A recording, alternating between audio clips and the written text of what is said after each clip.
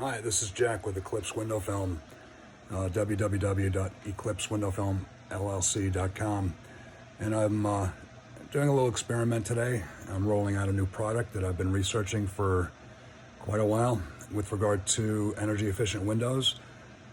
And the problem with window efficiencies are that low E windows have a coating on them and gas charged in between the panels, which tend to degrade and derate over time, and even are not as effective as ultimately they could be. But to save you the story on that, I've developed a liquid window tint that is essentially a shield that blocks 98% of the infrared heat and 98% of the UV, ultraviolet energy, from passing through glass.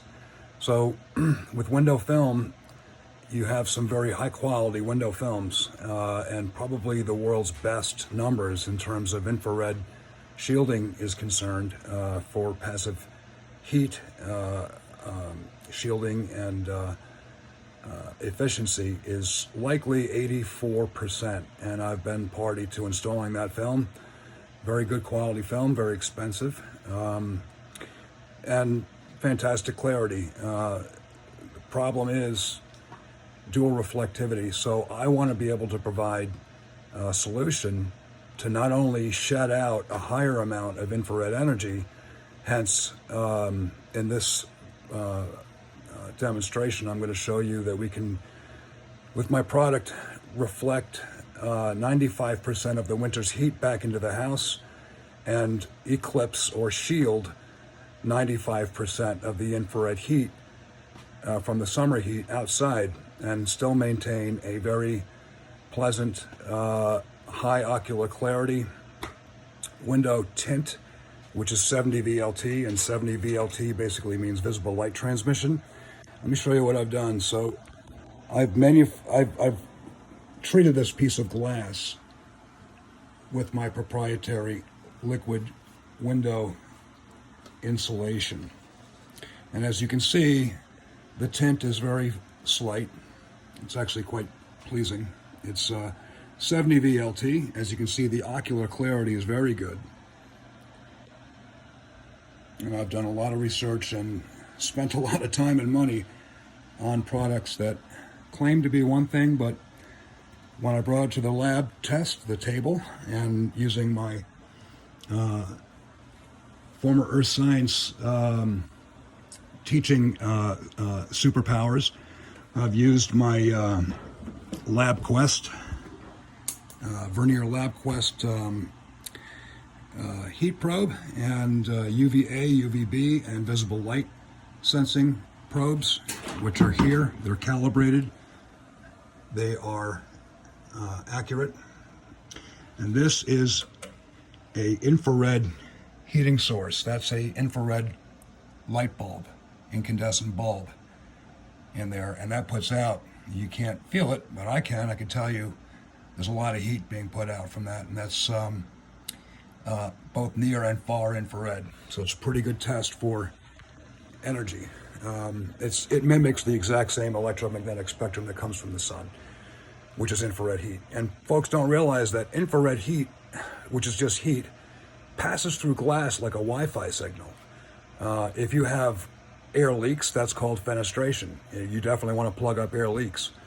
But the way the universe works with energy is hot into cold, right? So if you are spending a lot of money in the summertime air conditioning your home, the hot air outside, hot infrared energy, wants to come in, and it's going to pass through the glass like a Wi-Fi signal, literally, to get into your home.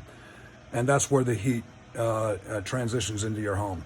In the wintertime, when you heat the air from fossil fuel or electric heat, you're heating up air with water molecules in the air content, in the mass of the air in the room. And that heat basically passes through the glass like a Wi-Fi signal, uninterrupted, hot into cold, right? That's how the way the universe works with entropy. So, make a long story short, or maybe you're enjoying this or not, but I'm thinking that if you could understand the benefit of reflecting 98% of the heat back into your house in the wintertime, especially in the Northeast, that's a big deal. 30% of building envelopes, whether they're commercial or residential, classically a walk-around number is 30% is the building envelope that's glass. Glass is a big deal, so folks put up solar, and that takes care of about probably 30-40% of their energy consumption. And if you've gone with solar, fantastic. I do solar as well. But we're missing half the boat in windows. And so if we can use this liquid Eclipse coating on the glass, not only are we going to benefit with 98% of the infrared energy shielded back out in the summertime, not being able to pass through, but in the wintertime, we're also going to keep the heat that we pay money and energy for to create heated air mass and reflect that back into the home. So without further ado, let's just do some simple stuff, all right? Here is the LabQuest with a vernier temperature probe on it. You can see that the ambient temperature in the room is 77 degrees Fahrenheit. Look at the probe. Here's the probe. Now what I'm going to do is I'm going to turn on this box, this heat box, and I'm going to show you what the temperature looks like on the vernier LabQuest. All right, I'm trying to get all this going with two hands. So the temperature's going up appreciably. It's at 80 to 79.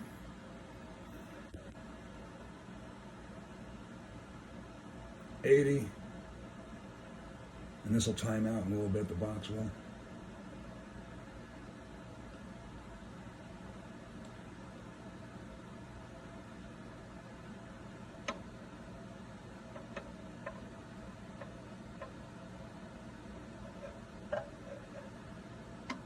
Okay, that timed out.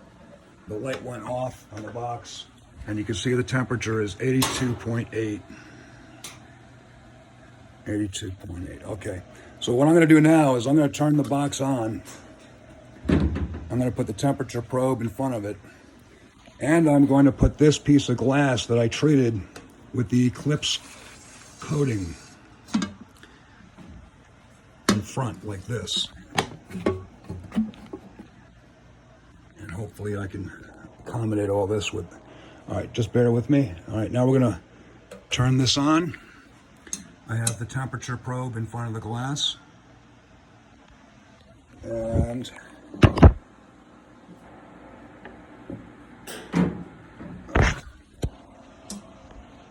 temperature probe in front of the glass.